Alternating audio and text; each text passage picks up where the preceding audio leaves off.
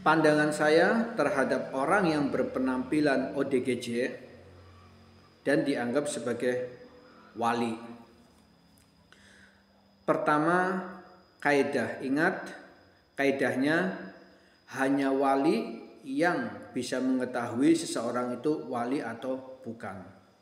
Berarti hanya wali, sementara orang biasa tidak tahu seorang itu wali atau bukan. Yang bisa mengetahui adalah wali. Pertanyaannya, dari mana ceritanya orang yang berpenampilan ODGJ itu kemudian dilabeli sebagai wali? Siapa yang melabeli itu? Harusnya kan yang bisa melabeli atau mengetahui dia wali adalah wali juga. Padahal seorang wali tidak akan memberitahukan pada orang lain siapa yang menjadi wali, karena wali itu dia akan menyembunyikan kewaliannya sama seperti menyembunyikan aibnya. Sekali lagi pertanyaannya, siapa yang melabeli ODGJ? Orang yang berpenampilan seperti ODGJ itu adalah wali. Ini pasti bukan wali, tapi cerita-cerita yang tidak jelas sumbernya. Lalu yang kedua, coba renungkan. Seorang wali untuk menyembunyikan kewaliannya dia rela berpenampilan seperti ODGJ. Ketika orang sudah tahu dia itu wali, pasti dia akan pergi ke tempat di mana orang tidak mengenal dia.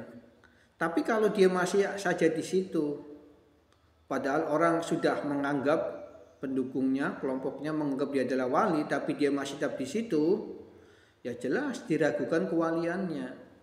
Karena kalau wali betulan, ketika identitas sudah diketahui, maka dia akan menyingkir. Nah sekarang buat apa berpenampilan seperti ODGJ untuk menyembunyikan kewaliannya kalau orang sudah tahu dia wali kemudian dia masih tetap di situ? Cobalah renungkan dengan logika yang waras, logika yang tidak diselimuti oleh sikap taklid yang membabi buta. Lalu yang ketiga, siapapun dia, baik itu dia itu wali, bahkan Nabi dan para sahabat Nabi yang makomnya sangat tinggi di dalam agama, dia tidak akan terlepas dari yang namanya hukum syariat. Hukum syariat seperti apa? Pertama, sholat 5 waktu. Dia Nabi Muhammad sekalipun atau para sahabatnya sekalipun tetap harus menjalankan sholat 5 waktu. Walaupun sahabat Nabi kalau dia tidak menjalankan sholat 5 waktu maka tetap berdosa dan mungkin akan dicoret statusnya sebagai sahabat Nabi. Yang kedua, setelah sholat menutup aurat. Menutup aurat juga adalah syariat yang harus dijalankan oleh semua orang yang beragama Islam.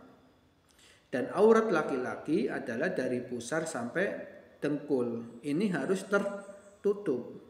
Kalau ada orang siapapun dia yang auratnya terlihat, pahanya terlihat, maka jelas secara agama dia sudah berdosa. Tak peduli dia itu sahabat Nabi atau wali atau siapapun. Tetap hukum syariat tetap harus dijalankan.